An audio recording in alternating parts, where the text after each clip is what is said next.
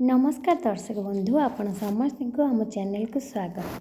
तो आसतु आज भिडियो रे आम धन लाभ करिवार केते गुडे उपाय जानिबा। एहा को आपण माने रविवार दिन ही पालन करंतु। ताले आसतु डेरी न करिके आज भिडियो को स्टार्ट करिबा।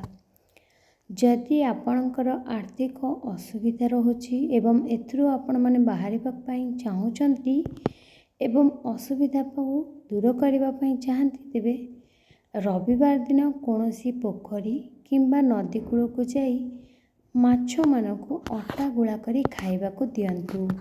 एहा द्वारा आपनकु बहुत शीघ्र लाभ मिलिबो।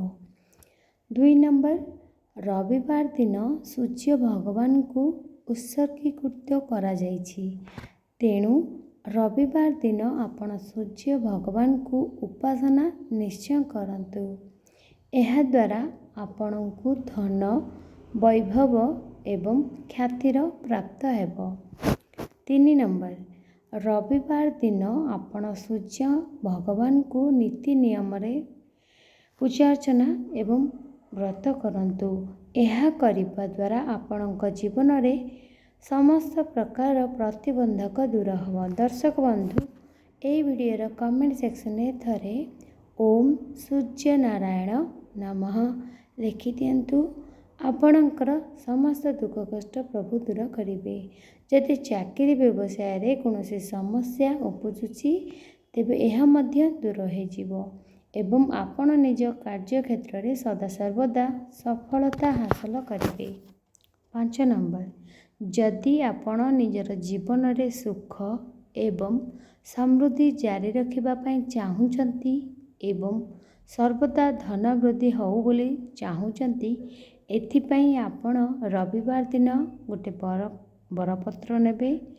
ता उपरे आपणकर जहाँ भी इच्छा अच्छी से सब लिखिबे एवं एहाको प्रवाहित जल रे प्रवाहित करदेबे। जदि आपण एही प्रतिकार को श्रद्धार सहित करंती तेबे आपणकर इच्छा शीघ्र रु शीघ्र पूर्ण होई जिवो। 6 नंबर, रविवार दिन संध्यारे आपण अस्वस्थ गछ तले एक 4 मुखीर दीप जालिबा जरूरी। एही प्रदीप अटारे तैयारी होइथिबा तो यह बहुत भल बोली मन जाए। विश्वास करा जाए जे एही प्रतिकार करिबा द्वारा घरे केबे भी टंकार अभाव हुए नहीं एवं घरे सबुबले टंका भरी रही थाए। दर्शक बंधु जो माने वीडियो के देखुचंती आपण माने क्यों जिल्लारू ए वीडियो को देखुचंती प्लीज कमेंट कहते। एक्चुअली मुझे जानवा को चाहूँगी वीडियोटी क्यों जिले में पहुँची सारी।